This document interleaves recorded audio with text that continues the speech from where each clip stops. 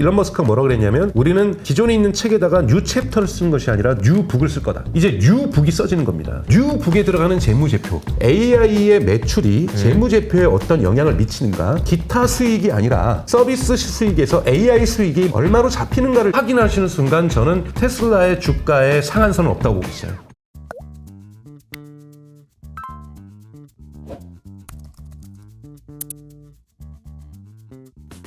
안녕하세요, 이호석입니다. 오늘은 강정수 박사님 오셨습니다. 안녕하세요. 안녕하세요. 반갑습니다. 네, 저희 이호석 아카데미에는 처음이신데 맞습니다. 간단하게 저희 채널에 계신 분들에게 인사 한번 부탁드리겠습니다. 네, 저는 공부는 독일에서 이제 학부부터 해서 경제학으로 학부하고 석사하고 경영학으로 박사를 했는데 제가 주로 전공한 영역은 디지털 경제, 플랫폼 경제 쪽으로 공부를 했고요. 한국에 와서는 작은 투자 회사 대표도 좀 했었고 공직에도 있었었고 그리고 지금은 스타트업 AI 관련된 스타트업에서 AI 관련된 연구센터를 담당을 하고 있습니다. 와, 그게 진짜 엄청나게 화려한 경력을 가지고 계신데 네. 사실은 제가 뭐 하시는 거예요? 라고 여쭤보고 싶긴 하지만 네. 제가 오늘은 테슬라를 아유, 여쭤봐가지고 그럼요. 네. 다른 얘기 두서 다 자르고 그냥 네네. 테슬라 이야기를 길게 해야 되니까요. 네네네. 테슬라에 대해서 요즘에 이제 유튜브 채널에서 가장 핫하신 분 아닌가. 그래서 정말 어렵게 모셨거든요. 그래서 제가 오늘 그 효치님들을 위해서 정말 끝까지 한번 한번 편해보는 걸로 네네네. 최선을 다해보겠습니다. 저도. 네네네. 네. 테슬라 이야기를 할 때 우선은 사람들이 제일 많이 관심 있는 것부터 여쭤볼 수밖에 없는 게 요즘에 주가가 너무 많이 올라요. 그리고 이게 10일 연속 오르는 데나 오르는 속도가 너무 가팔라서 네네. 명확하게 설명하시는 분이 아직 없는 것 같아요. 왜 오르는 건가? 그러니까 우선은 그 테슬라의 주주의 구성으로 볼 때는 약 한 40%가 기관 투자자들이고 한 60%가 이제 개인 투자자로 본다라면 기관 투자자들의 입장이 이제 바뀐 것 이것이 가장 큰 의미라고 저는 보고 있습니다. 우선은 기관 투자자들은 아직까지 테슬라를 AI 컴퍼니라고 보지 않고 카 컴퍼니 자동차 회사로 보고 있고요. 네. 우선 자동차의 YO로 치면은 2분기 실적이 뭐 작년도 2023년 2분기보다 좋은 건 아님에도 불구하고 더 나쁠 거라고 예상했음에도 불구하고 나쁠 거라고 예상하는 것은 계속해서 지속되고 있는 이자율 이것이 지속적으로 소비자들의 지갑을 계속해서 압박하고 있고 두 번째는 여러분도 아시는 것처럼 중국 전기차의 급상승 근데 정말 품질도 너무나 좋은 예를 들면 초기에 중국 전기차 하면은 값싸고 품질도 떨어지는 뭐 이런 거였다면 이제는 값은 저렴하지만 품질도 너무나도 좋은 그러니까 유럽에 있는 심지어는 폭스바겐이나 BMW랑 비교해도 결코 뒤지지 않는 이러한 전기차들을 만들어내면서 유럽 시장을 공략하고 있고 아시아 시장이나 남미 시장을 공략하고 있는 것 그래서 얼마나 위협적이었으면 정치적이었다고 할지라도 미국에서는 100%의 관세 그리고 유럽에서는 10%의 관세에서 플러스 48.1%라는 높은 관세를 내고 있을 정도로 물론 여기에는 여러 가지 원인이 있습니다. 중국 정부가 국가 보조금들을 생산자한테 지급했기 때문에 시장 경쟁을 왜곡했다는 부분들이 분명히 존재하고 미국 같은 경우에는 어떠한 정무적인 정치적인 상황들이 대선이라는 것들이 있었기 때문이기도 합니다만 그만큼 중국차가 관세에 의해서 제어하지 않으면 시장의 어떤 파괴, 유럽 시장이나 미국 시장의 파괴가 발생이 가능할 수도 있다라는 판단들이 분명히 존재했기 때문에 가능할 정도로 중국차가 무섭다라는 거고 월가도 이것을 인정하고 있는 거고 그런데 그럼에도 불구하고 테슬라가 자신들의 기대치보다는 더 잘했다라는 건 뭐냐면 너무 잘했다가 아니라 이렇게라도 카 컴퍼니로서 이제는 테슬라가 한몫을 갈 줄 알았는데 그래도 유지를 해주고 선방을 해주고 있다는 것 자체에서 우선은 긍정적인 평가가 첫 번째로 발생을 했고요. 방금 말씀해 주셨던 내용 그러니까 이제 중국의 전기차가 너무 무서워서 사실 무서운 거죠 어떻게 보면 그리고 그 얘기를 테슬라의 일론 머스크도 연초에 다 했어요. 네, 했습니다. 그러니까 예방주사 다 줬어요. 네. 맞았어. 예방주사 맞았어. 그래서 진짜 아플 줄 알았는데 생각보다 괜찮은 것 같은데 인도량이 뭐 이 정도면 그렇죠. 뭐 이런 느낌이죠. 그렇죠. 사실은 대단히 지금 BID가 38만 되니까 거의 육박하고 있거든요. 이번 2분기에도. 그리고 사실은 저는 2024년에 전기차의 1위가 테슬라에서 BID로 바뀌어도 놀라울지도 않을 정도로 BID가 여러분 너무 대단합니다. 왜냐하면 이것도 여론이 대단히 중요한데요. 사실은 유럽 같은 경우에 여러분들 동영상 우리나라 이제 모카 같은 브랜드처럼 유튜버들이 자동차를 평가하는데 BID가 BMW랑 비교하고 BMW랑 벤츠랑 비교하고 BID랑 폭스바겐이랑 비교하는 데서 BID가 차이가 안 나요. 근데 가격은 2만 달러가 싸단 말이에요. 그러니까 2만 달러면은 3천만 원인데 거의. 네, 그러니까 그 정도니까, 그러니까 특히 뭐 폭스바겐에 비해서 한 1만 달러 정도는 나지만 BMW나 메르세데스 벤츠하고는 정말 가격 차이가 많이 남에도 불구하고 품질에서 큰 차이를 못 느낀다라고 평가들을 나오고 있고 전문지에서도 그런 평가들이 나오고 그리고 수치적으로도 계속해서 판매가 상승하고 있다라는 부분에서 대단히 이제 위협이 이제 누적이 되다 보니까 왜냐면 수출이 본격화된 게 지금 1년이 좀 넘었거든요. 맞아요. 그 1년이 넘으면서 이제는 대중적으로 이제 BYD가 입지를 잡아가고 있고 두 번째는 이번에 이제 여론에서 이제 크게 작동했던 것은 유럽 축구대회가 여러분 지금 현재 진행 중이죠. 아직 이번 주말에 이제 결승전이 있는데 여기에서 여러분 보시면 메인 스폰서가 뭐냐면 과거에는 이런 축구 경기에서 현대차가 많이 스폰서로 등장했었잖아요. 월드컵 같은 경우에는 유럽컵에서는 이번에 알리바바가 뭐 주요 스폰서였고 그다음에 뭐 알리페이도 스폰서로 나왔지만 BYD가 사실은 메인 스폰서로서 매우 중요한 기능을 했습니다. 그래서 축구골 넣는 장면들 보면은 다 뒤에 BYD가 있어요. 그래서 그 정도로 이제 적극적인 어떤 마케팅도 지금 하고 있는 거고 그래서 대중적인 입지에서 유럽 같은 경우에는 우리처럼 강력한 반중 정서는 존재하지 않기 때문에 대단히 실용적인 판단들을 할 경우에는 BYD에 대한 선택을 하는 소비자들이 늘어나고 있다는 부분에서 대단히 시장에서 위협적으로 다가올 수밖에 없는 상황인 거고 이런 부분들이 이제 월가에서는 이런 상황에서도 테슬라가 지켜줬다라는 거고 또 테슬라의 신모델의 출시가 얼마 남지 않았기 때문에 이런 부분들을 가지고 간다라면 2024년 전체적으로 카 컴퍼니로서도 자동차 회사로서도 계속해서 2025년까지도 계속 이어나갈 수 있는 힘들을 어느 정도 가지고 있다라는 판단들을 한 거죠. 그러니까 모델이 낡았음에도 불구하고 모델 포트폴리오가 좋지 않음에도 불구하고 이 정도로 선방했다는 것에 긍정적인 평가를 하고 있다고 볼 수가 있습니다. 근데 이게 말씀하신 내용을 보면 중국 애들이 진짜 무서운데 테슬라도 죽을 수도 있겠다. 그런 위협까지 느끼는 상황인데 그건 아니다. 말씀하셨던 내용들이 유럽에서 이 축구 경기장에 BYD가 많다. 이거는 독일에서 공부를 해보셨으니까 그게 얼마나 큰 의미가 있는지 아실 거 아니에요. 그것도 지금 독일에서 지금 축구대회가 열리고 있는데 대단히 위협적인 거고요. 독일 같은 경우에는 독일 정부는 이번에 관세를 정확하게 반대를 했어요.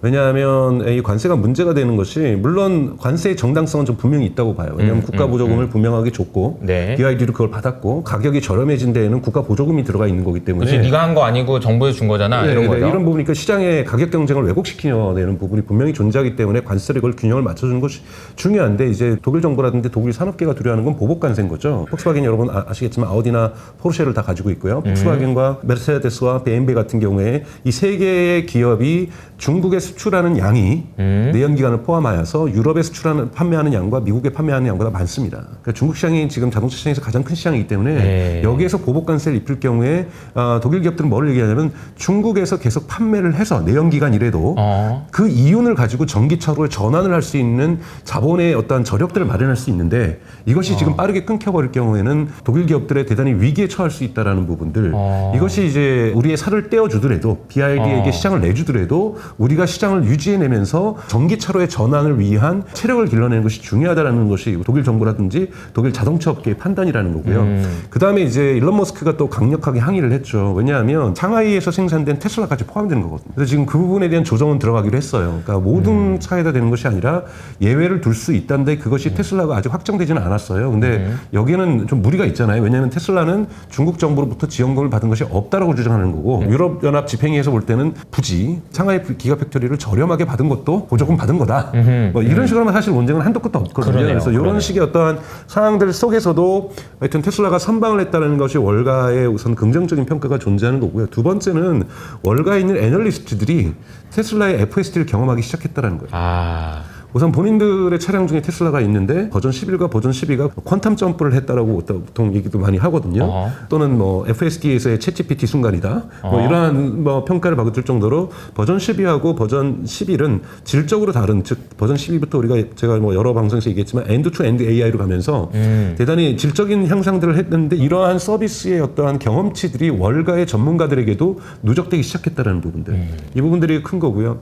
그다음에 이제 세 번째가 지금까지 월가의 테슬라에서는 테슬라의 어떤 실적 분기 실적 발표 전에 일주일 전에 발표하는 컨센서스 발표에 에너지 사업 부분이 빠져 있었어요. 한 번도 에너지 사업 부분을 진지하게 받아들인 적이 없습니다. 근데 이번에 테슬라의 에너지 사업 부분에 대해서 진지하게 받아들이는 조류가 월가 형성되기 시작했는데 그 이유는 꼭 테슬라가 여기서 실적을 좋게 내서가 아니라 미국 자체의 지금 재생에너지 시장이 폭발적으로 증가하고 있기 때문인 거죠. 디 이코노미스트에서 6월 마지막 주 그 호를 내면서 6월 셋째 주죠. 마지막 주가 아니라 셋째 주에 호를 내면서 타이틀로 더 썬머신이라고 냈어요. 한번 찾아보시면 더 썬머신이라고 있는데요. 태양광이 그만큼 미국에서 폭발적으로 증가하고 있다는 거고 비용들의 효율성들이 대단히 높아지고 있고 경쟁력이 좋아지면서 지금 캘리포니아뿐만이 아니라 특히 텍사스주라든지 공화당이 지배하고 있는 다양한 주에서도 이러한 재생에너지 시장이 급성장하고 있다는 것. 재생에너지 시장이 급성장하게 되면 따라 들어가는 것이 ESS 시장입니다. 아시는 것처럼. 왜냐하면 ESS가 없이 재생에너지는 같이 갈 수가 없잖아요. 왜냐하면 맞아요. 항상 내가 원하는 시간에 생산되는 것이 아니라 자연의 조건에 의해서 생산되기 때문에 낮에는 더운데 밤에는 안 뜨죠. 그렇죠. 그러니까 태양광 같은 경우 밤에는 생산을 못하는 거죠. 근데 그리드에는 저 배선망에는 일정한 그것들이 전기가 끊기면 안 돼요. 그렇죠. 계속 가야 됩니다. 그러면, 전기가 많아도 안 되고 없어도 안 되잖아요. 그러니까 여기에 ESS가 반드시 필요하다라는 그러니까 거죠. 어디다 좀 저장해 놔야죠. 그렇죠. 저장이 나야 된다라는 거고 그래서 이 재생에너지의 어떤 생산 플랜트에는 ESS가 반드시 쫓아가야 되는 거고 최근에 CATL 중국의 CATL 가장 큰 배터리 기업이죠. 여기서도 워낙 중국의 재생에너지 시장이 커지고 있으니까 ESS 시장에 진출을 CATL도 공식적으로 선언을 했거든요. 그러면서 이제 ESS 시장이 대단히 큰 시장으로 규모 있는 시장으로 성장한다라는 것, 흔히 말하는 TAM이라고 하죠. 그러니까 토탈 어드레서블 마켓 자체가 대단히 커지고 있다라는 것을 월가도 인정하기 시작했다라는 거고 여기에서 테슬라가 갖고 있는 메가팩이 큰 경쟁력이 있다라는 겁니다. 왜냐하면 다른 ESS 스타트업들 같은 경우에는 그냥 사실은 CATL에서 저렴한 배터리를 사서 처음에 이제 테슬라 같은 경우도 메가팩 1세대 같은 경우에는 3만 개의 배터리를 썼어요. 근데 2세대부터는 LFP 배터리를 쓰고 있거든요. 그럼 사실은 중국의 CATL에서 만든 배터리를 수입을 해서 테슬라가 메가팩에 포장해서 파는데 무슨 경쟁력이 있겠어요? CATL이 들어온다라면. 그런데 경쟁 ESS 기업은 없고 테슬라만 있는 건 뭐냐면 테슬라의 메가팩에는 오토비더라는 AI가 들어가 있습니다. 이 AI가 우리식으로 여러분 쉽게 이해하면 단타 매매를 할 수 있습니다. 아비트리지를 할 수가 있는데 특히 한국 같은 경우는 불가능하지만 미국이나 유럽이나 호주 같은 데서는 무엇이 가능하냐면 전기값이 비쌀 때 팔고 전기값이 쌀 때 사서 저장을 해놓을 수가 있어요. 그러니까 즉 자기가 생산하지 않은 전기도 전기값이 쌀 때 사서 전기값이 비쌀 때 팔아버리는 거죠. 전기값의 변동이 하루에도 대단히 빠르게 진행되고 있고 그리고 테슬라의 그 오토비더 같은 경우는 0.01초에 단타 매매를 할 수가 있습니다. 그러니까 대단히 빠른 순간순간의 가격 차이와 그리고 AI에서 그 지역의 에너지 가격의 패턴들을 분석해서 예측해서 단타 매매를 하고 있다는 거고 제 책에도 한번 인용을 하고 있습니다만 언론에도 나온 건데 호주에 있는 대규모 단지에 있는 테슬라의 메가팩 같은 경우는 1년 만에 그 수익으로 테슬라 메가팩 샀던 돈을 다 본전을 뽑았습니다. 그러니까 이러한 경쟁력이 있기 때문에 테슬라의 메가팩을 만드는 공장을 메가팩토리라고 하죠. 메가팩토리의 패실리티 캐파시티가 즉 공장의 생산 규모가 증가할수록 매출은 자연스럽게 증가할 수밖에 없는 거죠. 왜냐하면 지금도 다 솔드아웃 되어 있거든요. 근데 로트롭에 그러니까 캘리포니아에 지금 공장이 증설되고 있거든요. 그래서 올해 말에 증설이 완료가 됩니다. 벌써 증설이 어느 정도 됐고요. 그러니까 이번에 9.4 기가와트 시라는 것들이 판매가 가능했는데 올해 말에 되면은 이 캘리포니아에서 40에서 50 기가와트 시가 생산될 수 있는 규모가 완성이 됩니다. 그럼 매출이 급증한다는 거죠. 네. 그리고 또 한편에 상하이에 지금 메가팩을 만들 수 있는 메가팩토리를 짓고 있어요. 그런데 상하이 공장은 올해 말에 완공이 거의 예상되고 있거든요. 그럼 내년부터는 이게 또 더블이 된다는 거죠. 그러면은 80에서 100 기가와트시가 생산이 된다라는 거고 계속해서 공장을 증설해 나간다면 이 시장을 다 먹는 거기 때문에 자신들은 생산한 건 다 팔 수 있다는 거잖아요. 근데 이게 수익률이 20%가 넘거든요. 그러니까 수익률이 20%가 넘는 되게 고부가치 산업이기 때문에 여기에서 테슬라가 계속해서 매출들을 증가시켜 나간다라면 매출 총액에서는 자동차를 따라가기는 당분간 어렵겠지만 프로핏 마진에서는 충분히 자동차를 총액에서도 프로핏 마진의 총액에서도 자동차를 추월할 수 있다는 거고 이익에서는 네. 일론 머스크도 그 부분을 얘기를 했거든요. 에너지 산업은 시작 단계에 있고 곧 에너지 산업 부분에서의 테슬라 일론 머스크는 그래서 매출이 심지어는 자동차를 넘어설 거라고 얘기를 하고 있거든요. 그런데 이제 전체적으로 여러분 보시면 아시는 것이 이번에 이제 실적 발표가 7월 17일 날 있을 텐데요. 네. 그때 보셔야 되는 것이 뭐냐면 2024년 1분기 때 자동차가 테슬라의 전체 매출을 차지하는 비중이 81%를 기록했어요. 근데 2022년 1분기에는 91%를 기록했거든요. 이미 테슬라가 수입 다각화를 진행을 하고 있다는 거죠. 자동차 부분에서도 1분기 때도 그때 발표가 실적 발표가 나오면서 주가가 올랐었죠. 주가가 올랐었던 것은 우선은 불투명했던 자동차 전략을 일론 머스크가 재조명을 했고 신차 전략을 2025년 상반기에 출시하겠다면서 사실상 거의 1년 가까이 땡겨버렸던 것. 이 부분들이 유효하게 작용했고 AI 기업으로의 전환을 선포했던 것이 나름대로 설득력이 있으면서 140까지 내려갔던 것을 그렇게 끌어올리지 못했지만 110대나 180대로 끌어올렸던 더 이상 하락을 막아냈던 부분들이 1분기 실적 발표 때 있었던 거고 그것이 주주총회에서도 똑같은 맥락으로서 테슬라가 핫컴퍼니에서 AI 컴퍼니로 전환된다는 것을 밝혔다는 부분에서 이러한 부분들이 작동을 했었는데 그러니까 이제 이번 2분기 실적 발표에서는 그렇다면 에너지 부분이 어느 정도 매출을 차지할 것인가 매출에서의 비율을 차지할 것인가를 볼 필요가 있다는 거고 자동차 부분들을 전체적으로 매출은 성장하지만 이 부분들이 성장이 좀 좋은 것은 뭐냐면 여기에서의 프로핏 마진이 발생할 경우에 테슬라는 부채 없이 지금 AI 투자를 확대하고 있다는 거죠. 부채 없이 지금 여러분 가장 중요한 건 도조 슈퍼컴퓨터에 들어가는 막대한 돈입니다. 지금 H백이 너무나도 비싸잖아요. 여기에서 이제 작년에 전체 H백의 구매 고객 중에서 엔비디아의 테슬라가 전 세계 10위를 차지했어요. 그만큼 대단히 H백 칩을 많이 사고 있다는 거고 물론 마이크로소프트라든지 메타라든지 이런 데에 비해서는 적어요. 하지만 그들은 이미 클라우드 서비스를 하고 있다는 점에서 자기 거 쓰는 게 아니고 빌려줄 거 쓰는 거잖아요. 빌려주는 거 쓰고 메타 같은 경우에는 AI 연구도 하지만 기본적으로 인스타그램이나 페이스북 그다음에 왓츠앱에서 릴스 같은 걸 도입하면서 지표가 많이 필요하거든요. 하는데 테슬라 같은 경우 여러분 대중적인 서비스를 안 함에도 불구하고 H백이 10위권에 올라갔고 여기다가 플러스 도조 칩이라고 해서 TSMC가 만들어주는 자체 하이엔드 칩이 있습니다. 시스템 반도체가. 이런 부분이 AI 칩이 있기 때문에 이것까지 다 합쳐서 지금 도조 슈퍼컴퓨터의 클러스터링을 지금 10월 달까지 완성하겠다라는 거거든요. 여기에 이미 1분기 때 더 이상 병목 현상은 바들렉은 없다라고 일론 머스크가 얘기를 했던 거고요. 여기에 막대한 돈이 들어감에도 불구하고 이것이 FSD를 만드는 힘인 거고 나중에 말씀드릴 옵티머스를 만드는 힘인데 여기에 대한 흔히 말하는 KPEX 투자, 카펙스 투자가 빚 없이 부채 없이 진행되고 있다는 거. 자동차 회사에서 AI 컴퍼니 또는 AI에 기초하고 있는 AI 파워드 로봇 컴퍼니로 전환함에 있어서의 이 자금을 부채로 충당하는 것이 아니라 자체 매출, 자동차에서의 프로핏 마진과 에너지 산업에서의 프로핏 마진으로 충분히 캐시플로우로 충당할 수 있다는 부분에서 테슬라의 장기적인 체력들이 계속해서 강화되고 있다는 부분들, 이 부분들이 긍정적으로 저는 재무제표상으로도 애널리스트들은 평가할 수밖에 없다라는 거고요. 네. 왜냐하면 애널리스트는 뭐 애널리스트 경험을 하셨으니까 아시겠지만 보통 12개월 일하고 나서 성과 보고 보너스 받잖아요. 그러니까 그렇기 때문에 우리 개인 투자자들 맞아요. 네, 그럼 개인 투자자들은 나는 3년 후를 볼 거야. 저는 그렇게 보거든요. 저 개인적으로는 투자하면서도 테슬라에 3년 후를 보는 거지 1년 후를 보지는 않거든요. 3년 후를 보고 심지어는 4년 후도 저는 봅니다만 그렇게 애널리스트는 투자할 수가 없는 거거든요. 맞아요. 심지어는 장기 보유를 하더라도 계속 중간에 사고 팔잖아요. 네, 맞아요. 계속 사고. 그러니까 테슬라 주식을 결과적으로는 3년을 4년을 애널리스트도 가지고 있을 수 있지만 이걸 그냥 저희처럼 묵혀두는 것이 아니라 장롱 속에 묵혀두듯이 이런 표현 너무 올드하네요. 하여튼 묵혀두는 것이 아니라 계속해서 사고 파는데 개인 투자자는 사고 팔지는 않거든요. 잘 많은 경우에 있어서. 근데 사고 팔기 위해서는 근거들이 있어야 되는 거거든요. 맞아요. 그러기 위해서는 테슬라가 카 컴퍼니로서도 건강해져야 되는 겁니다. AI 컴퍼니로 전환하는 것은 약속이잖아요. 아직은 재무제표상의 AI 컴퍼니가 증명되지 않았다는 눈에 보이진 않죠. 그렇죠. 숫자로. 네. 그러니까 재무제표상에서 예를 들면 요번에 처음으로 딜리버리 숫자를 항상 발표를 하다가 처음으로 에너지에서의 사업 실적을 집어였잖아요. 워낙 높아졌으니까 2배 이상 뛰었으니까 1분기에 비해서 9.4 기가와트는 걸 발표했는데 가장 테슬라의 주식이 언제부터 폭발적으로 성장하냐면 요번에 FSD로 얼마 벌었어. 그 다음에 옵티머스로 얼마 벌었어를 명확하게 테슬라가 공표해야 됩니다.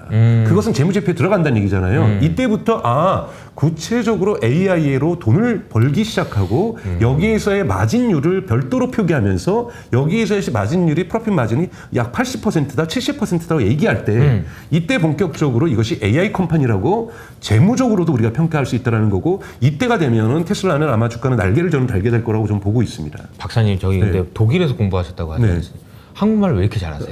무슨 말씀? 한국 사람이세요? 신신 안 이렇게 얘기하셔가지고 저도 막 엄청 초집중하면서 들었는데 아마 좀 이제 얘기하시면서 정리가 좀 된 것 같아요. 저는 질문 딱 하나 드렸거든요. 테슬라 주가가 최근에 이렇게 많이 올랐어요. 이렇게 했는데 이제 세 가지를 얘기해 주신 것 같아요. 근데 제가 듣기에는 키워드는 생존 아닌가. 이 회사는 안 죽는다. 네. 중국 애들 아무리 해봐라 전기차로 안 죽는다. 네. 그리고 애널리스트들이 FSD 타보고 나서 FSD가 뭔지 제대로 안 것 같다. 그리고 이제 애널리스트들이 이제 뭐 모건 헬슨이 포함해가지고 굉장히 좀 좋은 평가들을 하고 있다라는 거. 네. 그리고 세 번째로 말씀하신 게 이게 이제 에너지 사업부의 매출이 진짜 본격화된다라는 것이 의미가 있다. 네. 그런데 이게 의미가 있는 이유는 여기서 번 돈으로 이걸 한다는 거잖아요. 근데 네. 아까 말씀하셨을 때 저는 인상적이었던 게 독일 회사들이 비유하신 게 정말 처절하게 느껴졌거든요. 아니 우리 지금 전기차로 전환해야 되는데 네. 그러려면은 내연기관차라도 팔아가지고 돈 벌어서 그 돈으로라도 전기차 가야 되는데 이런 거잖아요. 근데 그것조차도 지금 중국에서 혹시 보급관세 때리면은 우리 전기관세 차 못 팔면 큰일 났는데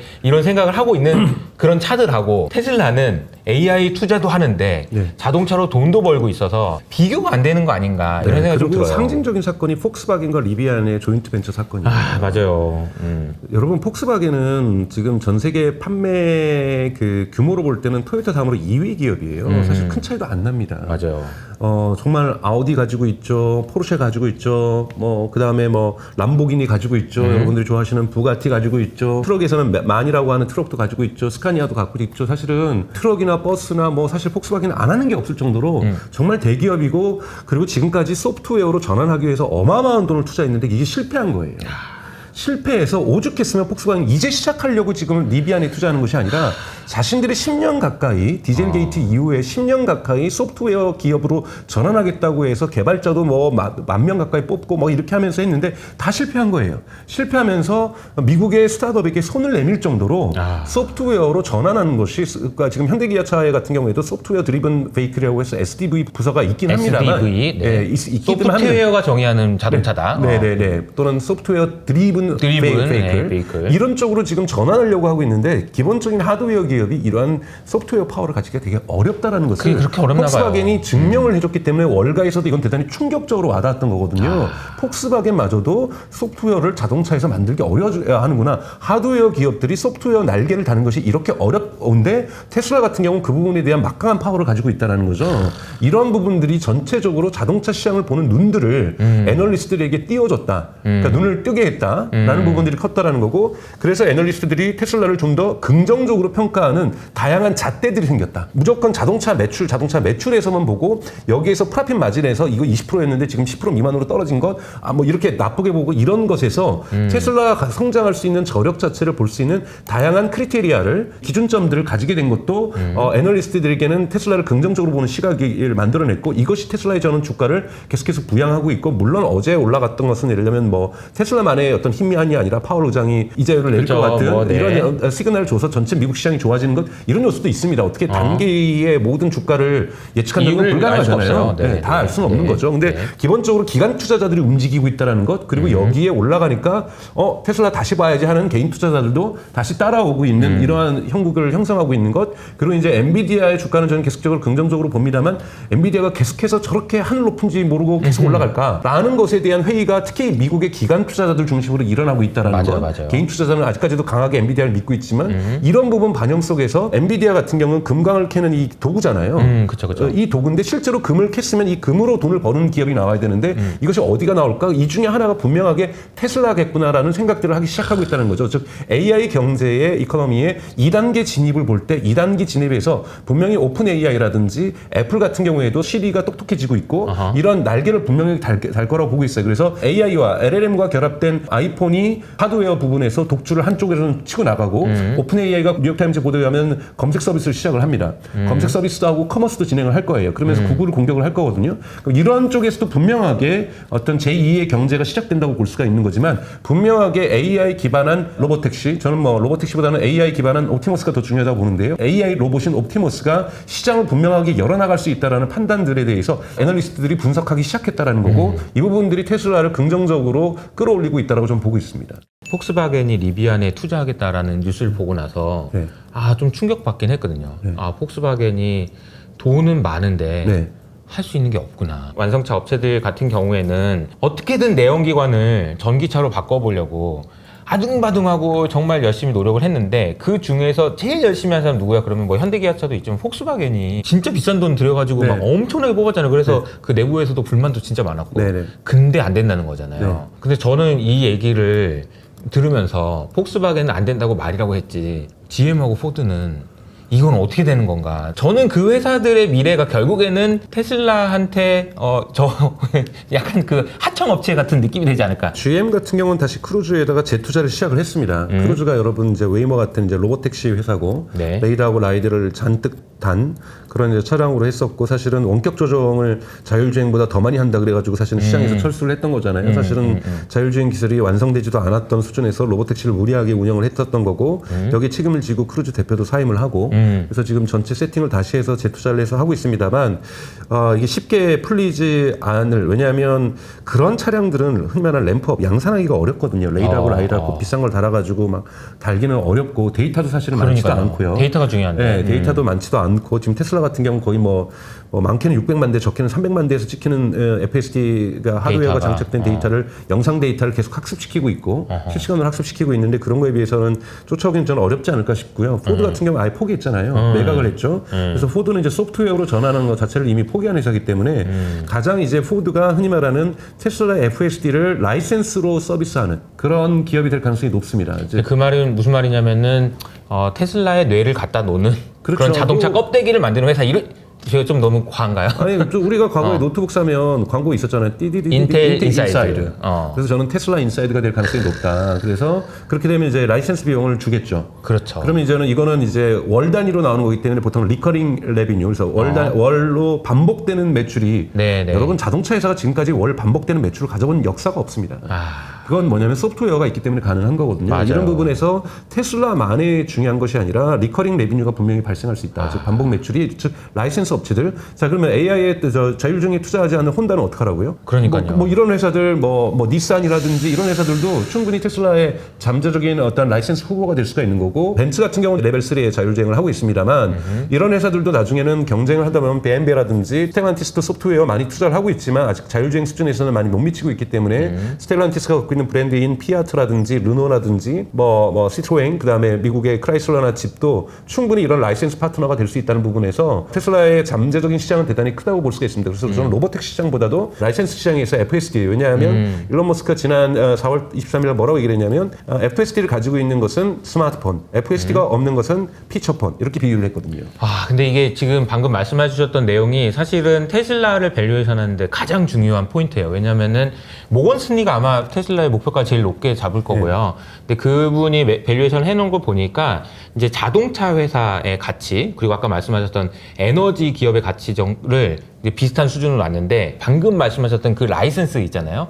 이거를 한 1.5배 정도 보더라고요. 그러니까 이게 무슨 얘기냐면 여러분 사실은 자동차를 만들어서 파는 거는요. 자동차를 만들고 공장도 해야 되고 뭣도 해야 되고 갖다 딜리버리 해야 되고 뭐 해야 되잖아요. AS도 해야 되고. 근데 소프트웨어를 판다라는 거는 게임이 다른 얘기예요. 그냥 만들어 놓은 거 갖다 쓰고 라이센스 받는 거잖아요. 이거는 뭐 마진이나 이런 거에서 완전 게임이 다른 얘기이기 때문에 이게 가능하다라고 하는 순간 테슬라의 밸류에이션도 바뀌어야 되는 거고 여기서 매출이 도대체 얼마나 나오는 거야? 지금 자동차 만드는 회사들 전부 다 이거 써야 될 것 같은데 이런 식으로 가버리면 이게 너무 상상의 나를 크게 기여해야 되기 때문에 밸류에이션 너무 중요한데 그 시작을 포드가 할 것 같다. 이거 말씀이죠. 그런 예측은 분명하게 존재하고 있고요. 그다음에 이제 사실 엔드투엔드 AI는 테슬라가 지금까지 유일하게 갔었는데 이제 중국의 진리가 가지고 있는 샤이펑에서 최근에 엔드투엔드 AI를 시작한다고 선언을 했죠. 그러니까 중국 되게 무섭게 쫓아오는데 지금 중국에서도 이제 투트랙 전략이 보이고 있습니다. 하나는 이제 바이두라든지 하웨이에서 하고 있는 웨이모와 똑같은 로보택시 지금 산업이 대단히 중국 정부가 전략적으로 밀면서 대단히 빠른 속도로 확산되고 있고요. 과연 이런 식의 어떠한 레이더와 라이다를 갖춘 로보택시 서비스가 성장을 할 건지 시장의 점유율에 있어서 아니면 지금 진리의 샤이펑이나 테슬라의 FSD 같은 데에서 엔드-투-엔드 AI로 기본 자동차에 들어가면서 자율주행하는 부분들이 늘어나게 될 건지 저는 양쪽 시장 다 두 개 다 성장할 거라고 봐요. 근데 테슬라는 두 가지를 다 공략을 하겠죠. 미국에서는 로보택시 시장도 공략하고 우리가 갖고 있는 개인 차량을 갖다가 FSD로 자율주행의 어떤 성능들을 높여내는 이러한 서비스적인 부분들을 할 거기 때문에 훨씬 더 테슬라에게 시장 가능성이 존재한다라고 보고 있습니다. 패스우드라든지 뭐 이런 사람들이 이제 높게 평가하는 부분들이죠. 엔드-투-엔드 AI 요게 모르는 분들도 있을 수 있어서 간단하게만 이게 무슨 의미인지 좀 설명. 설명을 좀 부탁드려도 될까요? 테슬라의 FSD 버전 1부터 11까지는 엔드-투-엔드 AI가 아니었어요. 그리고 12부터 버전 12 올해 1월 말과 2월 초부터 배급된 이 12부터가 이제 엔드-투-엔드 AI인데요. 사실은 그러니까 테슬라는 카메라 8대를 가지고 있고 여기에서 계속해서 영상을 찍어내면 여기에 AI가 있죠. 컴퓨터 비전이라고 하는 AI가 있습니다. 그래서 앞차와의 거리라든지 지금 신호등이 빨간불에서 파란불로 바뀌었다든지 자전거가 지나간다든지 이런 걸 측정해서 신호화해서 보내주겠죠. 네. 이런 걸 신호화해서 보내주면 명령을 누군가 내릴 거 아니에요. 이 네. 명령 체계가 인간들이 다 만든 거예요. 이렇게 하면 이렇게 하는 거다라고 네, 다 네. 정답지를 준 거죠. 그렇죠. 정답지를 준 거고 시리도 사실은 엔드-투-엔드 AI가 아니고 빅스비도 아닙니다. 아하. 이러한 질문을 우리 인간의 말을 인식을 해요. 자, 인간이 이렇게 물어보는데 어떻게 할까? 그러면 사람들이 인간이 고를 때는 이렇게 답을 주라고 다 정해놓은 거예요. 이거를 룰 베이스드, 휴먼 룰 베이스드라고 얘기를 하고 휴레스틱 코드라고도 얘기를 하는데요. 요 코드를 약 30만 줄에 해당하는 C++로 이제 테슬라 FSD는 짰었는데 이거를 다 삭제합니다. 데이터를 줄 테니까 신경망이 너네가 만들어내. 그래서 여러분 전통적인 프로그래밍은 룰을 인간이 주는 겁니다. 1mm를 어떻게 움직일지, 1mm를 위로 갈지, 아래로 갈지, 좌로 갈지, 우로 갈지 모든 로보틱에 들어가 있는 것들도 두산 로보틱스라든지 이런 거 들어간 것도 다 인간이 그 룰을 집어있는 거죠. 이 룰을 다 집어있는 것이 전통적인 코딩이고 머신러닝이라고 하는 AI의 기본적인 이 작동 원리는 데이터를 줄 테니까 룰을 네가 뽑아내라는 거거든요. 그러니까 인간의 눈이 두 개인지를 우리가 안 알려줄 테니까 인간 사진들을 막 줄 테니까 이미지를 인간은 눈에 몇 개게 그러면 두 개라고 얘기를 얘가 하는 거거든요. 어마어마한 데이터를 줘야 되는 겁니다.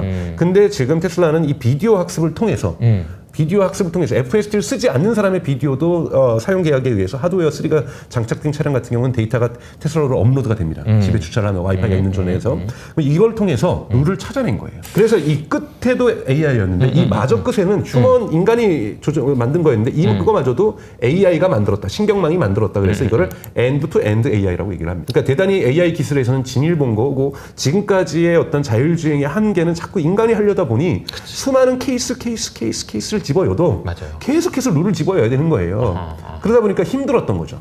근데 이제 AI가 스스로 룰을 만들어내는 건데 그러니까 과도기적으로는 볼 때요. 그러니까 인간은 여기까지 올라왔는데 사실 그러니까 이게 FSD 11 버전이 여기까지 올라왔어요. 12 버전은 여기서부터 시작해서 다시 올라가는 거거든요. 그러다 보니까 여기에 마주점이 칠 때까지는 12가 좀 더 떨어진다는 별로네라고 할 수 있지만 라고는 초반에 반응이 그랬었어요. 근데 12.3 가면서 본격적으로 사람들이 좋아지는 거고 지금 12.4 가면서 대단히 좋아진다라고 얘기를 하는 것이 기하급수적으로 올라가고 있거든요. 왜냐하면 제일 처음에 이제 일어났던 해프닝이 회전 교차로에서 10일까지는 휴먼 룰 베이스니까 무조건 일단 멈추고 들어가는 거예요. 네네. 그러니까 한번 멈췄다가 우리 이제 우회전할 때 한번 멈췄다가 해야 되잖아요.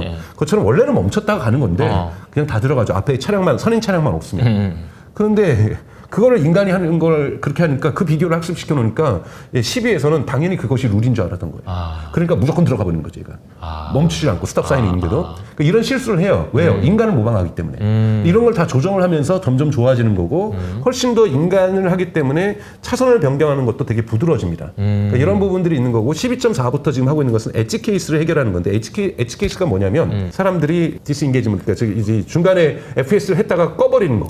꺼버리는 사례가 있을 거 아니에요. 이 케이스를 연구하는 겁니다. 왜 꺼버릴까? 왜 꺼버릴까? 이걸 엣지 케이스라고 하고 이거를 극복하는 방안들을 이번에 12.4에는 많이 집어였고 12.5에는 더 집어일 거고 이런 식으로 이제 그러면서 뭐라고 일론 머스크가 얘기하냐면 12.3으로서 기본적인 룰 학습은 끝났다.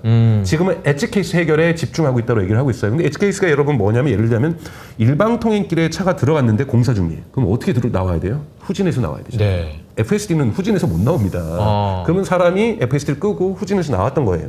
이제는 후진해서 나올 수 있습니다. 그러니까 이런 식으로 우리가 생각하지 못했던 갑작스러운 어떤 걸 상황 속에서 인간이 예외적인 FSD를 케이스에서 끄고 이거를 빠져나오는 것, 이걸 영어로 엣지 케이스라고 얘기를 하는 거고 이것을 해결하는 것이 지금 12.4부터 본격화되고 있다는 거고 근데 이것은 나라마다 다를 거예요. 나라마다 다를 거고 중국은 중국대로 다를 거고 근데 중국에서 지금 다행스럽게 월가에서도 긍정적으로 평가하는 것은 상하이에서 제한된 도로 내에서 FSD 실험에 들어갔잖아요. 이런 부분도 이제 중국에 대한 학습이 시작됐다라는 거고 이런 부분은 중국 시장에서 FSD 경쟁을 테슬라가 왜냐하면 여러분 테슬라는 FSD 말고 한국에는 오토파일럿은 들어가 있잖아요. 중국에서는 오토파일럿도 제대로 작동하지 않았어요. 워낙 군부대가 많고 다 가려져 있으니까 못 찍게. 그러니까 거기서는 오토파일럿도 기능이 안 됐습니다. 그러니까 사실은 테슬라는 오토파일럿을 못 느꼈으니까 이건 전기차만 있는 거지 경쟁력이 하나도 없었던 거예요. 그런데 중국 차들은 전기차에다가 워낙 차가 많이 막혀서인지 중국은 상하이나 뭐 베이징 가면 여러분들 경험하시는 거 차가 막혀서 이제 카 인포테인먼트가 무진장 발전했잖아요. 보시면 뭐 가라오케부터 시작해가지고 이거 뭐 자동차에서 네. 뭐 먹고 자겠다는 뜻으로밖에 네. 느껴지지 않는 모든 엔터테인먼트가 자동차에서 이루어질 수 있다 이렇게 지금 만들어놨잖아요. 운전자뿐만 아니라 뒤에 있는 승객까지도. 특히 이러한 디지털 기기에 대해서 수용성이 우리 한국만큼 또는 한국보다 더 좋은 중국 사람들에게 중국 자동차 호소력이 있는데 테슬라는 아무것도 못하는 거예요. 오토파일럿 중국에서는? 네, 중국에서는. 그러니까 껍데기만 전기차였던 차만 팔다가 이제 월가에서도 좋게 보는 거는 FSD가 언제 허가될지는 모르지만 오토파일럿만이라도 전체적으로 허락이 된다라면 왜냐하면 지도 데이터를 해외로 중국은 가져나갈 수가 없습니다. 그래서 네. 지도는 바이두 걸 쓰기로 했잖아요. 근데 여러분 이거 뭐 중국 이상한 나라 아니에요. 한국도 못 가져나갑니다. 그래서 구글 지도가 한국에 못 들어오는 거잖아요. 안보상의 이유로 자국 내에 지도 데이터를 못 갖고 나가게 하는 나라는 여러 나라가 있습니다. 그렇기 때문에 테슬라가 지금 그래서 바이두가 한국의 네이버 같은 곳이죠. 여기에 지도를 쓰기로 했기 때문에 이제 들어갈 수 있는 거고 그 다음에 이 데이터를 운영하는 AI 서버를 갖다가 상하이 기가팩토리에 두기로 한 거죠. 즉 이 서버는 미국하고 통합하지 않는다. 이런 약조를 하고 계약을 했기 때문에 이 조건 하에서 지금 FSD가 작동되는 거고 이렇게 되면은 월가에서 예측하는 것도 중국에서도 FSD 시장을 테슬라가 열 수 있겠구나. 그래서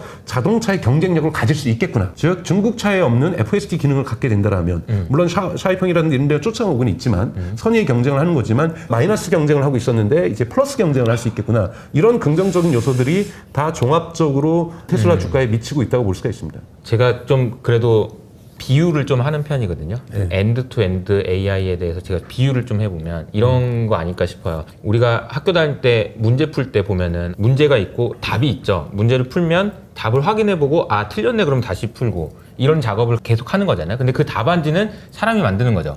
그러니까 원래 우리가 AI를 학습할 때 데이터셋을 이렇게 받을 때 문제하고 답이 다 있어요. 근데 답은 사람이 정해놓은 거죠. 그래서 이 문제를 풀어가지고 학습하는 그런 사람이 가장 열심히 해서 최대한 잘할 수 있는 건 사람이 만들어 놓은 한계까지만이에요. 네. 그게 100점이에요. 네. 그 이상은 없어. 근데 이게 풀어져 버렸다는 얘기잖아? 네. 그럼 만약에 참고서에 답이 없는 참고서야. 이게 내가 풀었는데 많이 틀리지를 몰라. 근데 계속 풀어. 이걸 더 넘어서 버려. 그러니까 인간이 만들어 놓은 그런 문제를 푸는 것을 끝판왕으로 잘하면 인간처럼 할 수 있는 거죠. 네. 가장 인간처럼. 네. 근데 그걸 넘어서 그렇죠. 인간보다 안전해야죠. 인간보다 반드시 안전해야 됩니다. 왜냐하면 네. 지금도 저희가 교통사고 나면서 많은 사람들이 다치고 있고 죽어가고 있지만 기계가 사람을 죽이게 한다는 것은 사회적 수용성이 되게 떨어질 수밖에 없는 거거든요. 그래서 훨씬 더 인간보다도 안전하다는 것이 반드시 입증돼야 되는 거고요. 사실 저는 FSD는 많이 쓸 거라고 보지만 그 정도로 안전해야 되거든요. 나는 괜찮은데 애를 데리고 탔을 때도 내가 FSD를 킬 수 있을까? 맞아요. 내가 사랑하는 사람을 또는 부모님을 같이 태웠는데도 FSD를 킬 수 있을까? 여기에 대한 자신감이 줄 정도로 신뢰도가 진짜 극단으로 가져야 됩니다. 그래서 저는 시간이 좀 필요할 거라는 거고 그래도 FSD는 출퇴근 시간에 키는 사람들이 전 증가할 거예요. 로보택시 같은 경우도 마찬가지인데 로보택시는 예를 들면 테슬라만 잘한다고 되는 게 아니에요. 웨이모가 사고를 내면은 테슬라도 영향을 받습니다. 그렇기 때문에 이거는 로보택시 사업자끼리의 어떠한 사고율을 어떻게 떨어뜨려서 신뢰도를 높일 것인가가 대단히 중요한 거고 로보택시가 본격화될 수가 없는 것은 뭐 캐시 워드도 어제 뭐라고 얘기를 하냐면 15개월에서 2년 뒤에 로보택시가 본격화될 거라고 얘기를 하고 있어요. 왜냐하면 로보택시가 여러분 이번 8월 8일 날 발표하는 것은 모델이 나오는 거고 시범 도시가 발표될 거예요. 시범 도시가 예를 들면 미국에서 샌프란시스코, LA, 그 다음에 뭐 텍사스 오스틴 뭐 이 정도 이런 몇 가지 도시에서 시범 케이스를 하겠다. 이러는 거를 8월 8일 날 발표하는 거지 그 로보택시의 대량 생산은 올해 빨라야 올해 2024년 말입니다. 왜냐하면 이 새로운 언박스드 프로세스라는 이런 새로운 플랫폼에서 만들기 때문에 여기서 양산은 사실은 2025년부터 가능한 거고 그리고 이렇기 때문에 이제 캐시 우드 같은 경우에도 로보택시를 15개월에서 22년 뒤로 지금 이제 본격화될 거로 매출이 본격화될 거라고 보는데 저는 그보다 더 늦어질 거라고 봐요. 뉴욕에서 만약에 로보택시를 한다? 택시 운전사들이 가만히 있을까요? 서울에서 만약에 로보택시를 한다? 타다도 타다금지법 만든 나라인데 맞아요. 로보택시 한 10대는 불탈 겁니다. 사회적 저항이 있다는 거예요. 왜냐하면 로보택시가 확산될 경우에는 일자리를 잇는 택시 드라이버들이 분명하게 존재하고 있기 때문에 이것은 사회적 갈등이고 정치적 갈등이기 때문에 이것을 풀지 않는 이상 일반 개인 승용차에서 내가 FSD를 쓰겠다. 이건 자유. 하지만 영업을 하겠다. 휴먼 드라이버가 인간 운전자가 운전하고 있는 택시의 영업권을 붕괴시키겠다. 왜냐하면 택시보다 쌀 거니까요. 이거는 제가 보기엔 사회적인 수용성이 더 늦게 발생할 수밖에 없습니다. 그래서 저는 재무제표에 로보택시가 매출이 잡히는 건 대단히 오래 걸릴 거다. 왜냐하면 아주 인구가 적은 도시들, 인공지능에 대해서 수용성이 높은 샌프란시스코 같은 이런 일부 도시에서만 나올 거고요. 물론 8월 8일 날 주가가 폭등한다라면 왜 폭등하냐면 이번에 8월 8일 날 발표할 때 테스트 도시에 미국에 있는 도시만이 아니라 중국의 상하이도 포함된다. 이렇게 발표해버리면 저는 난리 날 거라고 보고요. 근데 이게 8월 8일이 네. 그런 얘기를 하시는 분이 있더라고요. 팔자를 저기 중국 사람들이 좋아해서 중국 사람들이 좋아하는 무엇인가를 발표할 거다. 이런 그렇습니다. 얘기들이. 그래서 8월 8일 날 만약에 여러분 주가 중국에. 그날 발표할 때 상하이에서도 테스트를 시작한다. 테스트입니다. 영업을 시작하는 게 아니라 FSD 테스트를 본격화한다. 또 로보택시 테스트를 그 차량을 가지고 가서 그러니까 지금 있는 테슬라의 모델 3나 모델 Y에서 FSD를 테스트하는 건 이미 상하이에서 제한적으로 하고 있잖아요. 이게 뭐 무제한으로 풀려도 좋은 거고 여기에 로보택시를 미국에 생산된 거를 가지고 가가지고 뭐 10대라도 돌렸다. 이러면 난리 나는 겁니다. 주식시장은 요동칠 거라고 저는 보고 있어요. 단기적으로는요. 그런데 하지만 이것이 장기적으로는 재무제표에 잡히는 매출은 아니라는 거예요. 네네. 근데 이제 로보택시를 우리가 꿈을 꾸면 이런 거잖아요. 내가 테슬라를 한 대 사. 꼬마 빌딩 하나 사는 거랑 비슷해. 왜냐면은 얘가 사놓으면 지가 돌아다니면서 돈 벌어 올 거거든. 저녁이 되면 퇴근할 때 내 차에 와가지고 야, 너 오늘 어디 가서 얼마큼 장사했냐? 너 그거 얼마 벌었어? 그래서 이제 매일매일 이제 돈이 들어오는 거죠. 로보택시가 돌아다니면서. 근데 그런 걸 생각하지만 사실은 말씀하신 대로 여러 가지 사회적 저항이 있어서 기술적으로 가능하다 하더라도 그렇죠. 문제가 있다. 그러나 사실은 만약에 그런 정도의 기술적으로 가능한 상황이 된다라고 하면 뭐 포드가 돈을 주겠죠, 뭐. 네, 그러니까 라이센싱 사업을 할 하겠죠. 거고 아직 법적으로도 이제 풀어야 되는데요. 뭐가 가능해지냐면 사실은 제가 이제 여의도 공원에서 남쪽에 내려가지고 나 공원 한 바퀴 저기 직선으로 북쪽까지 걸을래. 그러면 테슬라 모델 3를 갖고 있는 사람이 FSD를 쓰고 있다라면 나 걷는 속도 생각해서 한 20분 뒤에 북쪽으로 와. 아하. 그러네요. 탈 수 있죠? 그러네요. 그런데 이제 법적으로는 운전자가 타지 않는 차가 그렇게 혼자 돌아다니면 우리나라도 안 돼요. 그러니까 이런 제도적인 개선이 필요하다라는 거예요. 내 아파트 하나 사가지고 내가 여행 갈 때는 에어비앤비처럼 돈 버는 거 생각해 볼 수 있어요. 너무나도 판타스틱한 미래죠. 근데 이것이 언제나 현실화될지는 아직까지 다 제도적으로 풀려야 되는. 심지어 아까 말씀드렸던 얼마나 좋습니까, 여러분? 산책을 가서 여러분들이 예를 들면 마트에 가서 가는데 마트 주차장이 지금 막 대기열이 막혀 있고 백화점 갔더니 뭐 한 2바퀴는 돈 것 같아요. 그러면 너 나 여기다 내려주고 너 나 2시간 정도 있어 갔다 와. 그러면 얼마나 좋겠습니까? 주차장도 안 들어가도 되고 우선 거기에서 시간을 절약하잖아요. 저는 이거 정말 편할 것 같거든요. 아니 저기 회사원들 생각해보세요. 저기 회사에 사장님들만 차 가져오지. 근데 아무나 가져와도 되는 거잖아요. 네. 너 나 일하고 6시까지 와라? 이거잖아요. 그렇죠. 너무 좋죠. 그것만 해도 얼마나 좋겠습니까? 네. 저는 그것만 해도 FSD의 지불의사가 생길 거예요. 근데 그것 또한 법이 바뀌어야 되는 거예요. 제도적이고 정치적인 어떤 상황의 변화가 조성되지 않는 이상 FSD가 정말 폭발적으로 인기 있는 이러한 서비스가 되긴 되게 어렵다라는 거죠. 그러니까 안전도 부분에서는 전 기술의 특히 버전 12의 어떤 진화를 대단히 좋게 보고 있는 거고요. 로보택시 볼 때는 이제 12.5 정도는 분명하게 발표를 할 거고 앞으로의 그러한 버전 13에 대한 타임라인도 분명히 얘기를 해줄 거예요. 네. FSD에 대한 타임라인을 얘기를 해줄 거고 8월 8일 같은 경우는 모델도 보여줄 겁니다. 왜냐하면 이 모델이 흔히 말하는 모델 2도 되는 거거든요. 로보택시하고 모델 2는 동일한 생산 공정 라인에서 만들어지는데 스티어링 휠과 게스 페달과 브레이크 페달이 없을 뿐이거든요. 그러니까 이거 외에는 디자인도 똑같거든요. 그리고 이번에 이제 공개된 거는 로보택시가 또 특허를 냈더라고요. 특허는 뭐냐면 스스로 청소하는 겁니다. 왜냐면 손님이 내리고 나서면 쾌적해야 되잖아요. 네. 테슬라가 그 기술까지 벌써 개발해서 특허를 내놨어요. 그래서 예를 들자면 냄새가 안 좋다면 냄새를 바꾸고 바닥은 한번 닦아주고 병영군을 측정을 해서 병영군이 있다면 살균을 해주고 그래서 뒤에 타는 사람들이 쾌적한 환경 속에서 택시를 탈 수 있도록 해주는 기술에 대한 특허를 내놓고 있거든요. 기술적으로는 차곡차곡 저는 가고 있다고 보고 있어요. 근데 이것은 아까 말씀드렸던 것처럼 무한한 신뢰를 회복하는 것과 이 신뢰가 회복돼야 정치적으로 그런 환경이 만들어질 거라는 것. 이런 부분에서 조금은 기다려볼 필요가 있다라고 말씀을 좀 드리고 싶습니다. 사실 단기적으로 이제 최근에 주가가 올랐기 때문에 이제 많은 분들이 8월 8일 전에 팔아야 되나 뭐 이런 생각을 하고 있는 것 같아요. 이렇게 좀 단기적으로 봤을 때는 8월 8일이라는 이벤트가 워낙 큰 이벤트고 로보택시라는 것이 공개되는데 이게 뭐 얼마나 공개되겠어 뭐 이런 생각도 있는데 말씀해 주신 대로 혹시 여기에 이게 상하이라는 단어가 들어와 걸로 한다. 그럼 이거는 절대 팔면 안 된다. 이런 생각을 좀 하시면 좋을 것 같고 그 외에도 이제 로보택시가 실제로 그 네. 대고 매출에 찍히고 이런 데까지는 너무 과도한 기대를 하지는 않았으면 좋겠다. 그죠? 네네. 제가 제 책에 이제 쓴 것은 로보택시는 저는 매출을 2025년에는 1도 발생 안 한다고 보고 있고요. FSD의 이제 채택률이 중요한데요. 미국에 있는 북미에 있는 사람들이 테슬라 갖고 있는 사람 중에 10%가 FSD를 채택을 할 거냐, 20%를 채택할 거냐, 40%를 채택할 거냐, 이건 불케이스죠. 이거에 따라서 매출 구조가 바뀌는 거거든요. 네. 20%만 채택해도 저는 의미 있는 AI 매출이 2025년부터 나오기 시작한다라는 거예요. 이때부터 저는 본격적으로 월가에서도 긍정적으로 평가하기 시작할 거라는 거죠. 그러니까 미래 기술이 아니라 돈을 현재. 만들어내는 기술로서 평가를 하기 시작한다는 거죠. AI에 대한 테슬라의 투자가 리턴이 발생하기 시작하는 것.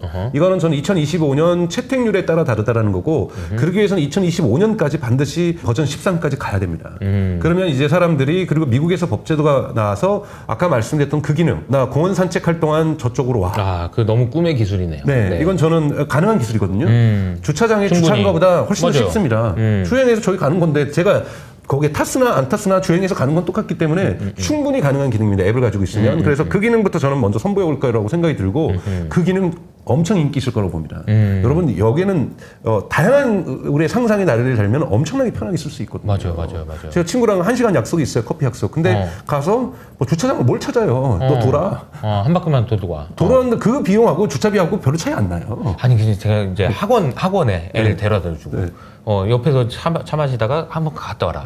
아 너무 좋을 것 같아요. 아 진짜. 그렇잖아요. 그 주차비보다 이게 더 저렴해요. 그럼요. 그 전기료가. 네. 그러니까 이러한 기능들이 나오면 옆에 있는 사람들은 너 뭐야 차 돌리고 있어? 나 그러면 나도 그 차 사고 싶어. 나도 그 FSD 갖고 싶어. 그치. 이 니즈가 수요가 발생할 수밖에 없고 라이센스에 대한 압력도 되게 커져서 다른 자동차 업체도 이런 라이센스를 채택할 수 있는 가능성이 높아지는 거거든요. 그래서 여러분 이 트리거를 너무 로봇택시가 와가지고 진짜 모두가 택시 타는 그 시대를 여러분 꿈꾸지 말고 FSD가 있고 없고에 대해서 질투가 유발되느냐. 너무 중요하죠. 네. 너무 중요하죠. 질투가 유발되는가로 보셔야 되는 거고. 저는 이런 비유를 많이 씁니다. 이제 남자들이 와이프한테 나 여보 저기 AI 핸드폰 그 스마트폰 이번에 아이폰 사야 돼. 이거 된대 AI 된대라고 해서 설득할 수 있느냐. 이 질문 되게 중요하다고 말씀드리거든요. 왜 너만 사냐 이렇게 나오면 이제 끝나는 거죠. 야, 그거 뭐 되는 것도 없는데 이러면 안 되는데 만약에 이제 FSD가 된다. FSD 지금 한 1,000만 원 정도 하는 거죠, 그죠? 네네네. 그거 1,000만 원 아니죠. 월 그렇게 할 수도 있고 월 99달러. 그러니까 네. 이 정도 드는 거 좀 하고 싶은데 뭐 어디다 쓸 건데 그러면 옆집에 사람이 저 봐봐 이렇게 돌잖아 막 이거 얘기하면서 할 수 있느냐 이게 우리도 되게 백화점 중요하다. 좀 더 빨리 들어갈 수 근데 있어. 여보 저거 이제 주말에 백화점 갈 때 해놓고 가면 되잖아. 이렇게 해서 이제 1,000만 원 낼 수 있느냐 이게 이제 굉장히 중요한 거라는 거죠. 그게 몇 명이나 더 채택을 하느냐. 그렇죠. 네. 그래서 이제 2025년부터는 그 채택률을 테슬라가 발표하느냐 아니냐도 좀 중요할 거라고 봐요. 발표한다는 그만큼 자신감이 생겼다라는 그렇죠, 거겠죠. 그렇죠. 이번에 에너지에서 9.4기가와트 시를 발표한 것처럼 채택률이 이렇다. 저는 별로 그 시기가 이렇게 빨리 왔으면 좋다고 생각하진 않아요. 왜냐면 저도 테슬라 주식을 조금씩 사고 있기 때문에 네. 그렇게 오르기 전에 좀 사고 싶은 게 저의 목표이기 때문에 너무 날개에 돋친 듯이 올라가면 안 되기 때문에 네. FSD가 그렇게까지 채택률이 높아지는 것을 원치 않습니다. 네. 빨리 천천히 네. 되기를. 네, 천천히. 결국은 될 일이라고 결국은 생각하시는 될 일이라고 거고. 저는 보고 있고요. 그 FSD에 대한 거는 이제 좀 미래라고 생각한다면 전 이제 에너지 사업 부분에 대한 이야기를 좀 더 해보고 싶은데요. 앞서 말씀하셨던 썬머신 이야기도 해주셨고 오토비더라는 얘기도 좀 더 해보고 싶은 게 저는 그렇게 생각하거든요. 저도 이제 주식 투자를 하다 보니까 주식 투자해서 돈 벌 수 있는 제일 좋은 방법 싸게 사서 비싸게 파면 그렇죠. 됩니다. 네. 근데 싸게 사서 비싸게 파는 게 점점 어려워져요. 왜냐면 주식 투자하는 사람 너무 많아져서요. 근데 여기 지금 노다지가 하나 생겼습니다. 뭐냐면은 전기죠. 전기를 싸게 사서 비싸게 파는 거 얼마든지 할 수 있거든요. 네. 근데 그거 누가 하면 되냐면은 AI 시켜서 하면 되는 거예요. 돈이 너무너무 벌리는 것이에요. 왜냐면 낮에는 싸겠죠. 네네. 근데 밤에는 비쌀 거 아닙니까? 그거 너무 쉬운 건데 그 사고 팔게 하면 되는 거잖아요. 그 지역마다도 패턴이 다를 거고요. 지역마다 다르고 네. 그 만약에 날씨를 조금 예측할 수 있다. 오늘은 해가 안 뜬다. 오늘같이 해가 뜬다. 이거 예측해가지고 할 수 있는 거잖아요. 네네네네. 돈을 얼마나 잘 벌 수 있어. 근데 그거를 테슬라 다 준비 다 돼 있는 거잖아요. 그렇죠. 이 얘기 한지 오래됐거든요. 네네네. 근데 이제 인지 부각되기 시작한 거잖아요. 네네. 이 얘기 조금 더 하면 좋을 것 같아요. 그러니까 아비트리지 비즈니스죠. 그러니까 이런 부분들이 한국에서는 사고 파는 것이 지금 아직까지는 안 되고 있죠. 전체적으로 사가기만 하죠, 한전에서. 그러니까 제가 개인적으로 만든 걸 어디다 팔지는 못하거든요. 네. 한전에게만 팔 수가 있거든요. 네. 근데 물론 한전하고 근데 그걸 아비트리지를 하기는 어렵지만 해외에서는 이것들이 지금 가능하고 있기 때문에 대단히 매력적이라는 거고 이 부분과 관련돼서는 대단히 누적 누적된 데이터가 필요합니다. 그쵸. 근데 테슬라 같은 경우에는 메가팩을 갖다가 전 세계에다 팔아왔거든요. 테슬라의 고객 중에 심지어는 여러분 애플도 있습니다. 이런 기업들도 아리백에 들어가 있잖아요. 네. 그러니까 아리백에 들어가 있는 것도 대단히 큰 거죠. 왜냐하면 아리백 때문에 데이터 센터에서의 전기 필요성이 엄청나게 커지고 있잖아요. 그러면서 지금 데이터 센터 같은 경우 마이크로소프트 같은 경우 매년 50개에서 100개의 데이터 센터를 짓는데 다 재생에너지로 해야 되거든요. 아리백에 가입돼 있기 때문에 여기에는 테슬라의 메가팩이 들어갈 수밖에 없다라는 거고 메가팩이 가격이 조금 비싸도 심지어는 오토비더 때문에 테슬라가 메이커 프라이스를 만들 수가 있는 거죠.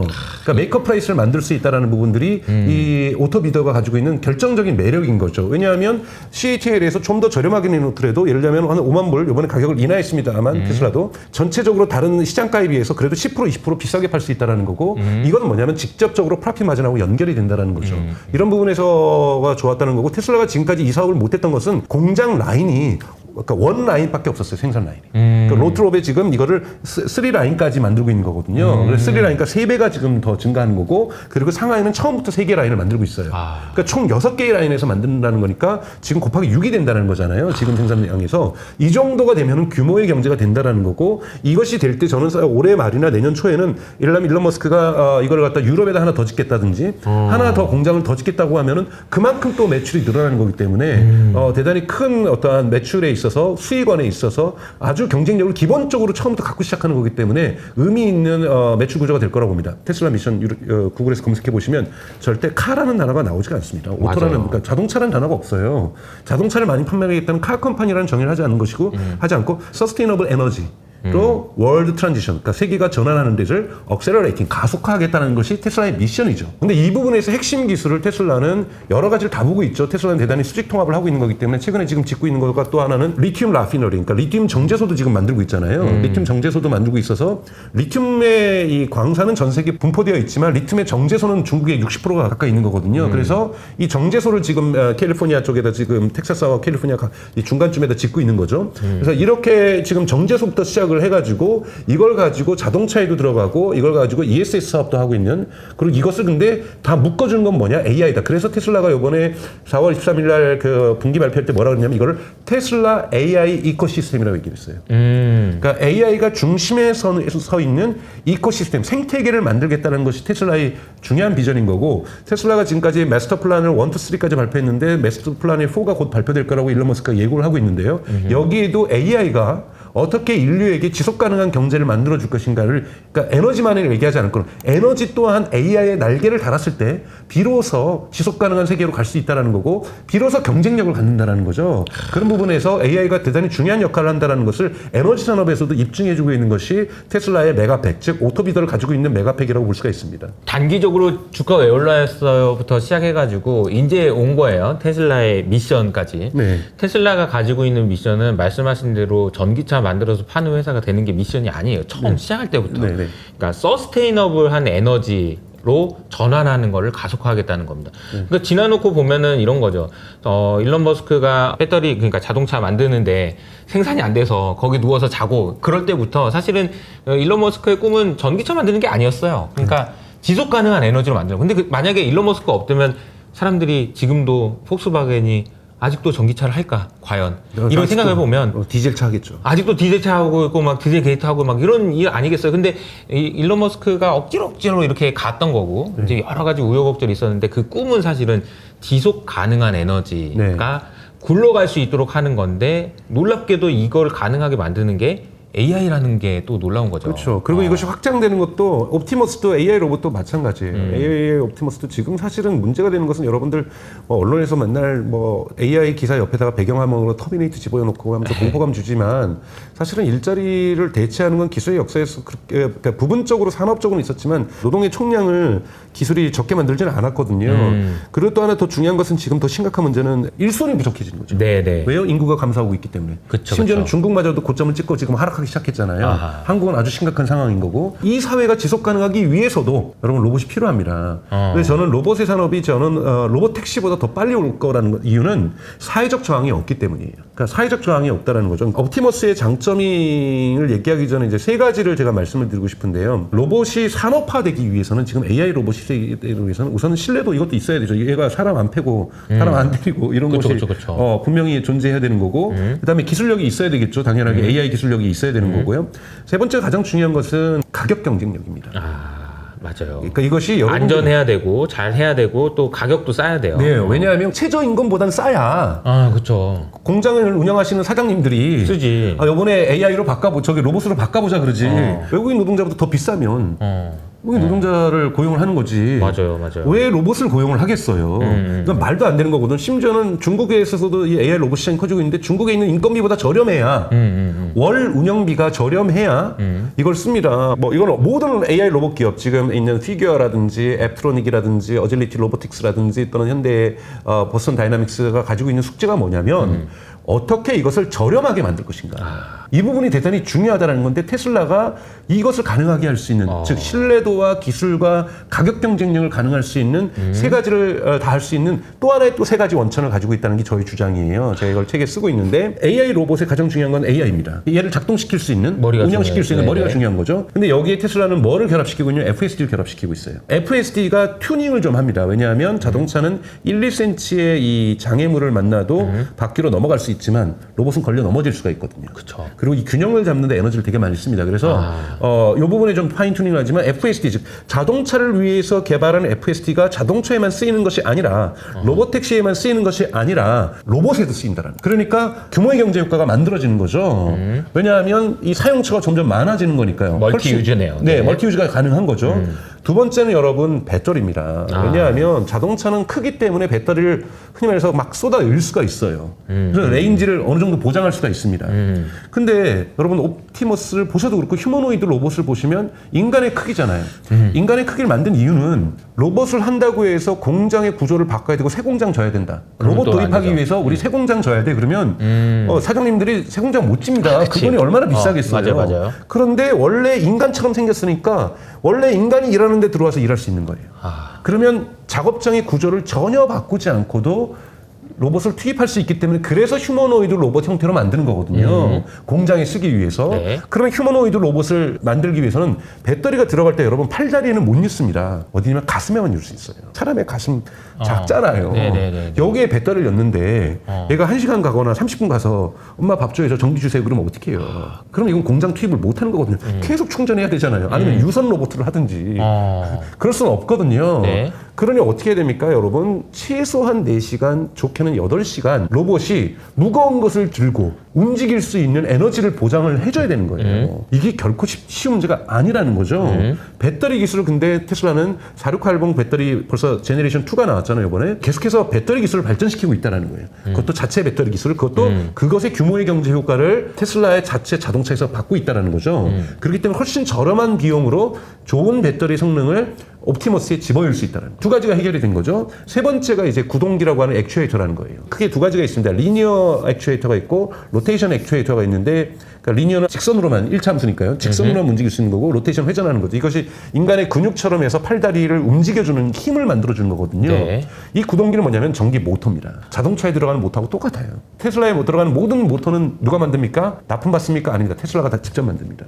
계속 업그레이드 시키고 있잖아요. 그러니까 이 구동기도 테슬라가 자동차의 기술을 이용하는 거기 때문에 그러니까 규모의 경제 효과를 만들어낼 수 있는 거죠. AI 로봇의 가장 중요한 세 개의 요소가 AI와 배터리와 구동기인데 이거를 테슬라가 자동차랑 연결을 시켜놨기 때문에 충분히 가격을 다운시킬 수 있다는 거예요. 그래서 테슬라가 말하는 게 뭐냐면 판매 가격을 $20,000로 만들겠다라고 얘기를 하는 거예요. $20,000면 자동차보다도 저렴합니다. 정말 일 잘하면요, 여러분들 부모님한테 나이 드신 부모님 선물하셔도 돼요. 보일러 바꿔드리지 마시고 로봇 하나 3천만 원이 안 되는 거죠. 네. 네.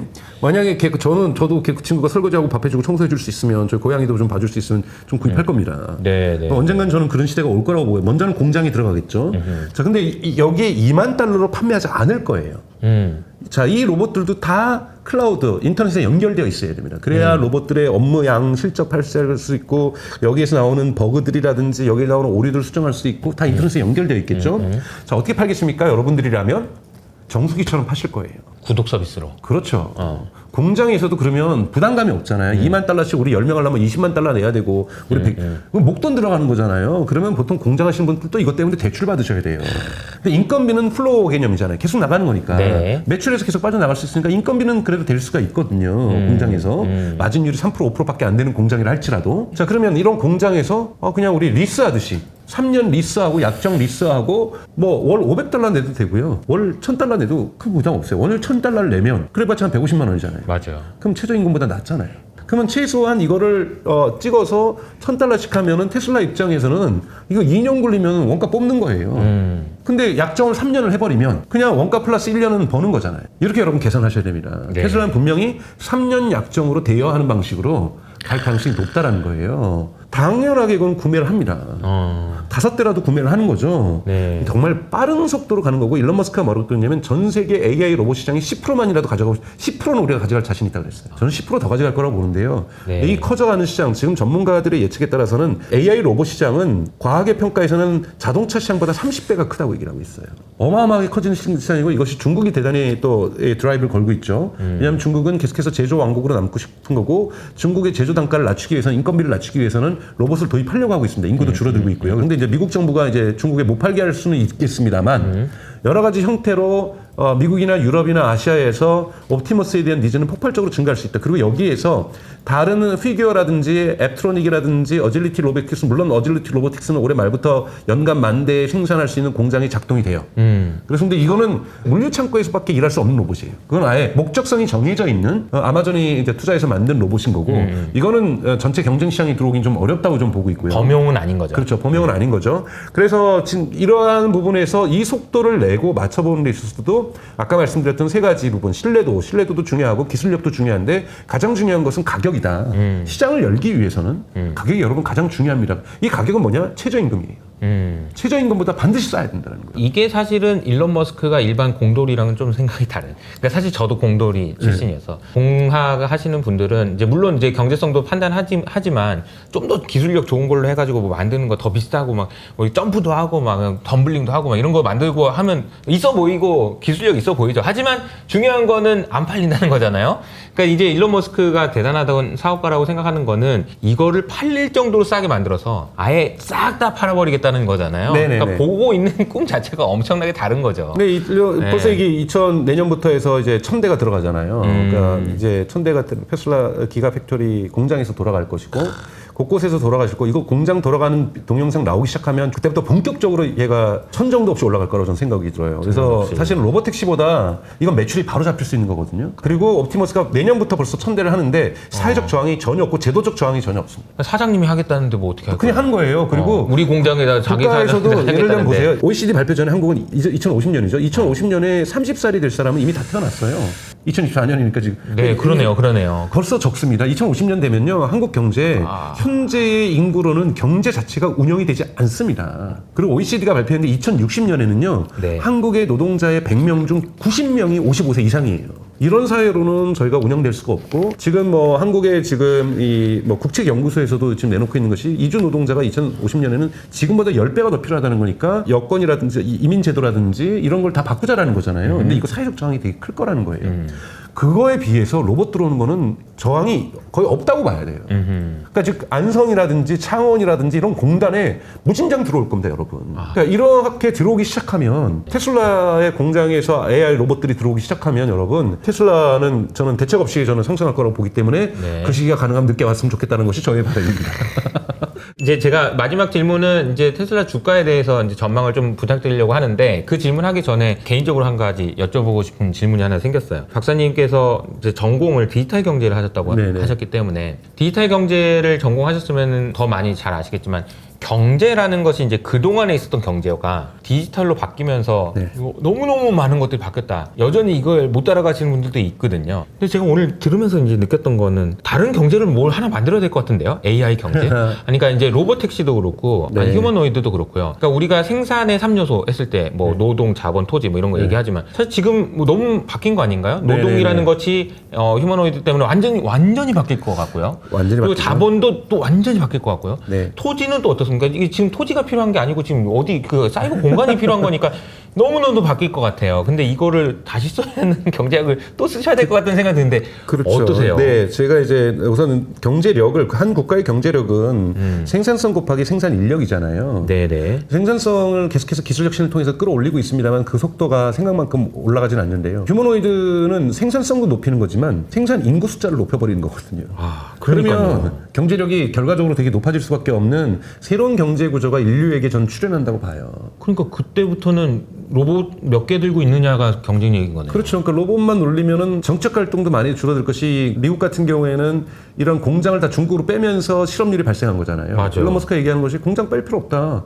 우리가 미국에서 공장 들려도 인건비가 비싸지 않기 때문에 미국에 필요한 건 미국이 다 생산할 수 있다. 심지어는 모든 나라에서도 자급자족 다 할 수 있는 시대로 갈 수도 있다. 인건비가 낮아질 거기 때문에. 왜? 휴머노이드로 바꿀 것이기 때문에. 휴머노이드 비용만이 최대한의 인건비의 상승치라는 거고요. 네. 세계가 균일할 거라는 거죠. 그럼 데이비드 리카도가 얘기했던 비교 우위론 자체가 성립이 되지 않는 거죠. 이런 사회가 궁극적인 저는 뭐 일론 머스크가 그리고 있는 사회일 거라고 저는 생각이 들고요. 이것으로 그러면은 무역이 필요가 없다는 뭐 얘기. 그런 정도까지도 갈 수 있지만 자연 조건에 의해서 우리는 예를 들자면 파프리카가 잘 안 나고 바나나가 안 날 수는 있잖아요. 그럴 그렇기 수는 때문에 있지만. 최소한의 무역이 존재할 거고 무역이라는 것이 완전히 사라지지는 않겠지만 이렇게 급단적으로 비교 우위라는 것이 줄어드는 것만큼은 무역은 줄어들 수 있는 그렇죠. 거니까요. 그런 부분에서 세계 경제 기본적인 룰 작동이 그러니까 이 규칙이 바뀔 거라고 저는 궁극적으로는 바뀔 거라고 저는 생각이 듭니다. 그리고 이제 첫 번째 이제 제가 가장 중요하게 지금 여러분들이 보셔야 되는 것은 호로비치가 얘기하면서 software is eating the world라는 글을 썼었죠 한번. 그래서 소프트웨어가 세상을 먹어치우고 있다. 이 실리콘밸리의 크레도죠. 실리콘밸리는 소프트웨어가 세상을 먹고 소프트웨어 기업인 알파벳이 세상을 지배하고 소프트웨어 기업인 메타가 세상을 지배하고 소프트웨어 기업인 마이크로소프트가 다 지배할 거라고 생각을 해왔던 거죠. 근데 실제로 AI도 소프트웨어이기 때문에 소프트웨어가 진짜 세상을 먹는다고 얘기를 했는데 소프트웨어가 지금 하드웨어와 결합하면서 새로운 국면으로 저는 진입하고 있다고 저는 생각이 드는 거예요.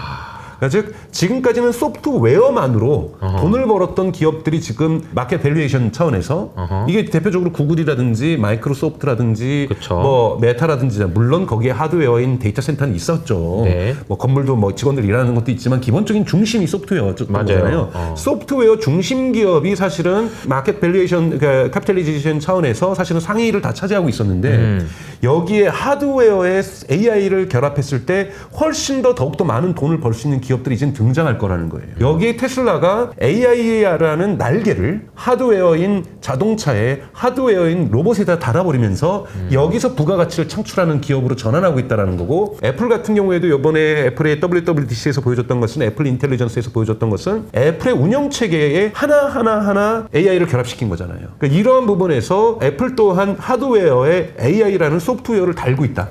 즉 AI 서비스가 지금 있는 챗GPT나 클로드처럼 외부에 있는 그 무언가 인터넷에 연결해서 물어봐야 될 대상이 아니라 나의 스마트폰 속에 내재하면서 시리에게 배민에서 시킨 음식이 언제쯤 도착할까를 물어볼 수 있고 쿠팡에서 시킨 물건이 언제쯤 오늘 집에 배달되는지 이런 메시지를 물어볼 수가 있고 네. 그리고 카카오톡에서 누구한테 돈을 보내라고 이야기를 할 수 있고 명령할 수 있고 이런 에이전트 모델이 가능하다는 건 하드웨어인 스마트폰이 AI의 날개를 달면서 앱을 통해서 한번 진일보했던 것처럼 AI를 날개를 달면서 훨씬 더 진일보하게지는 것처럼 그래서 이런 하드웨어가 AI와 결합되면서 훨씬 더 부가가치를 더욱더 많이 낼 수 있는 시대로 저는 다양한 기업들이 이 시장에 뛰어들 거라고 보는 거고요. 이런 부분에서 시장 가치의 판도들도 변할 거고 물론 또 하드웨어는 아니지만 바이오 테크놀로지 우리 신약 개발에서도 AI가 가속화를 시킬 수 있을 거고요.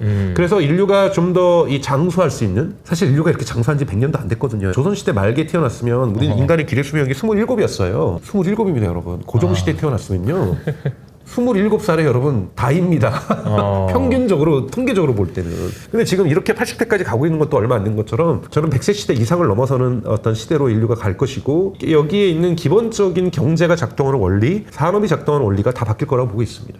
책을 바로 옆에서 제가 써드릴까요? 바로 이 말씀하신 그 다 책일 것 같다는 생각이 드는데요. 그러면 이제 마지막으로 드릴 질문은 이겁니다. 테슬라 주가에 대해서 아까 중간중간에 말씀해 주셨어요. 정말 많이 오를 것 같다라는 이야기는 해주셨고 좀 천천히 올랐으면 좋겠다. 더 사고 싶어서 이런 얘기도 해주셨는데 네. 아마 이 영상을 보시는 많은 분들이 테슬라 주주분도 계시겠지만 아직 살까 말까 고민하고 계신 분들도 좀 있을 것 같고요. 네, 네. 그러면 테슬라 주가에 대해서 이제 기본적으로 생각하고 계신 좋은 그런 흐름이나 이런 게 있다면 어떨까요? 단기 주가를 예측하는 거, 예를 들면 다음 주에 주가를 예측하는 건 저는 신도 못한다고 생각이 들어요. 네, 그거는 안 하셔도 됩니다. 네. 뭐 차트를 자 보신 분들은 또 하실 수도 있겠지만 저는 그 능력은 전혀 없고요.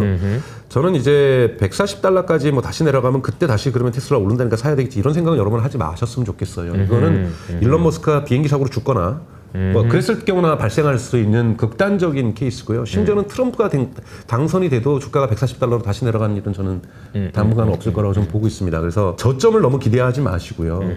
문제는 고점이 얼마나 갈 것인지 저는 제 책에다는 15개월하고 20개월 이후의 주가 흐름을 제가 적었고 단기적으로 어떤 모멘텀들을 가질 것인지 8월 8일이 어떤 의미가 있는지 또 가장 중요한 건 2024년에 신차가 나오잖아요. 네. 신차 모델을 2024년에 발표를 할 겁니다. 이때도 올라갈 거고요. 지난주에도 이제 상하이에서 AI 컨퍼런스, 세계 컨퍼런스가 있었는데 거기에 사이버 트럭하고 옵티머스가 갔었죠. 출시를 했었죠. 그래서 옵티머스가 테슬라 공장에서 작동되는 걸 보더라도 점프업은 할 거예요. 근데 이건 이제 부분적인 단기 상승이죠. 단기 상승들은 계속해서 이벤트들이 계속 있습니다. 그리고 이번에 그 6월 달에 있었던 주주총회 때 일론 머스크가 자동차를 보여주면서 몇 개를 커튼에다 가려놨어요. 커튼에다 3개를 가려놨거든요. 근데 2개가 아니라 3개였단 말이에요. 하나가 뭐냐면 로보택시일 거고요. 그건 모델 2고요. 하나는 뭐냐면 2025년 상반기에 나올 저가 차량일 거예요. 뭐 모델 3 라인하고 모델 Y 라인에서 그걸 한다 그랬으니까요. 하나가 뭘까요? 그게 로드스터냐? 아니면 또 하나 준비되고 있는 모델이 있다라는 거고 지금까지 공개되지 않은 많은 전문가들이 추측하는 것은 카니발 같은 벤일 거다. 그러니까 새로운 차종이 나오고 이런 것들이 이제 발표될 때마다 단기적으로 상승할 수 있는 계기들이 분명하게 존재할 거라고 저는 보고 있고요. 근데 이제 중장기적으로 봐야 될 것은 반드시 아까 말했던 AI의 매출이 재무제표에 어떤 영향을 미치는가.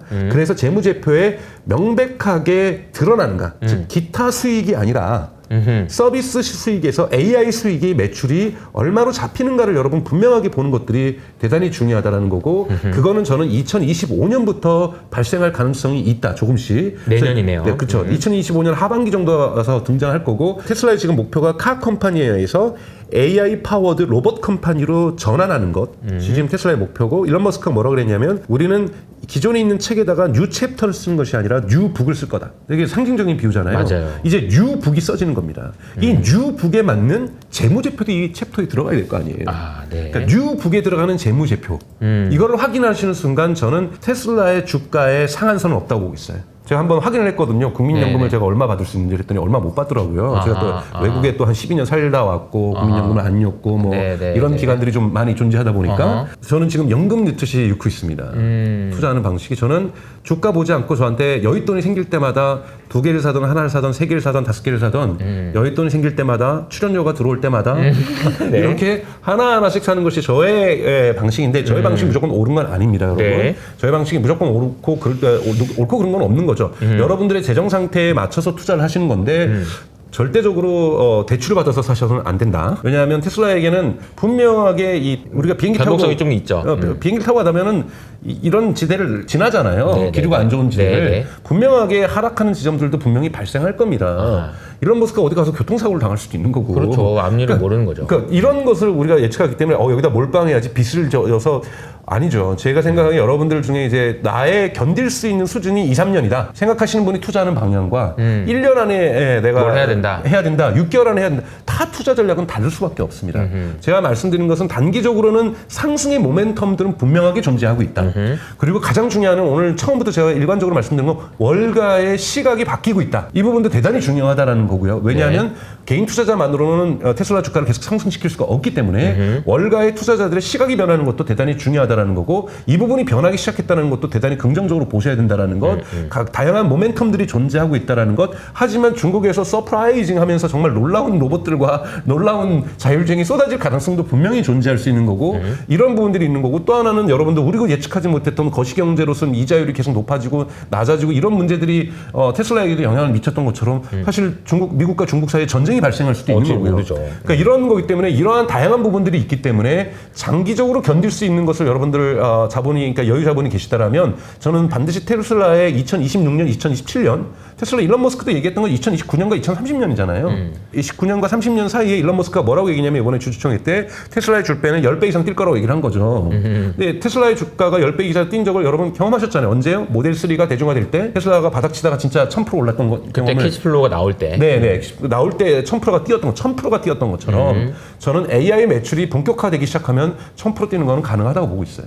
근데 그 시기는 일론 머스크도 2029년과 30년이라고 얘기를 했단 말이죠. 네. 캐시우드는 좀 더 낙관적이니까 캐시우드 말만 믿지 마시고 여러분. 네. 오히려 일론 머스크의 말을 믿고 2029년과 30년에 1000%가 뛸 거라는 가능성들을 보고 장기 투자에 들어가는 것이 개인 투자자들에게는 가장 현명한 전략이 아닐까라고 저는 생각하고 있습니다. 현재 전 세계에서 시가총액이 가장 큰 회사가 이제 엎치락 뒤치락 하고 항상 있긴 지금 하지만 애플이죠. 네. 애플이 오늘 기준으로 3.5조 달러거든요. 근데 제가 얼마 전에 엔비디아가 뭐 엄청 많이 올라가지고 시총이 3조 달러가 돼가지고 시가총액 1위가 됐어요라고 했을 때가 한 달 전이에요. 근데 지금 애플이 15% 20% 올라서 3.5조 달러가 됐거든요. 그래서 이게 근데 얼마나 대단한 숫자냐면은 0.5조 달러가 는 거잖아요. 네, 어마어마하죠. 삼성전자가 0.4조 달러거든요. 지금 한 달 만에 지금 애플이 이만큼 올랐어요. 근데 어쨌든 지금 1등의 위치가 3.5조 달러입니다. 네네. 근데 테슬라가 1등이 될 수 있을까요? 시가총액 1등이 될 수 있을까요? 당연히 좀 가능하다고 보고 있습니다. 네. 그것이 예를 들자면 매출의 구조가 제일 중요한 거야. 차만 팔아서는 1등 절대 못 간다고 생각해요. 차만 팔아서. 애플이 여러분 애플의 아이폰만 팔아서 저렇게 돈 버는 것이 아니라 서비스에서 매출도 존재하고 있거든요. 맞아요. 하드웨어와 서비스가 균형을 이뤄야 됩니다. 서비스라는 건 여러분 리커링 레비뉴, 그러니까 반복적으로 들어오는 맞아요. 규칙적으로 들어오는 레비뉴 예측할 수 있고 그럼 예측한다는 수가 건 투자 없이. 네. 이렇게 만들어지는 거거든요. 그러니까 테슬라가 정말로 성장하기 위해서는 자동차만 팔아서 매출 구조가 아니라 에너지만 팔아서의 매출이 아니라 다달이 들어오는 매출이 있어야 되는 겁니다. 그것이 지금 테슬라가 하고 있는 보험 사업이긴 해요. 그것도 한 축이지만 이 보험은 전통적인 사업인 거고요. 지금 미국하고 중국에서는 보험을 판매하고 있으니까 자동차 네. 보험을.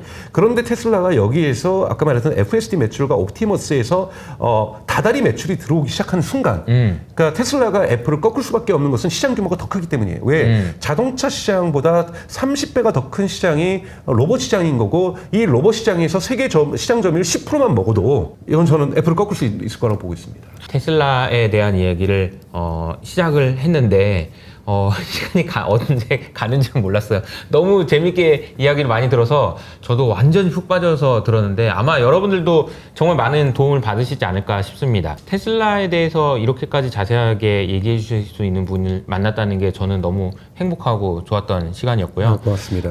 박사님 저희 채널에 자주 한번 좀 나오셔가지고 네. 좋은 인사이트 많이 나눠주셨으면 좋겠다라는 말씀을 드리고 싶습니다. 네, 고맙습니다. 네. 자, 그러면 끝까지 시청해주신 여러분 감사드리고요. 저희는 다음 시간에 또 더 좋은 모습으로 찾아뵙도록 하겠습니다. 감사합니다. 고맙습니다.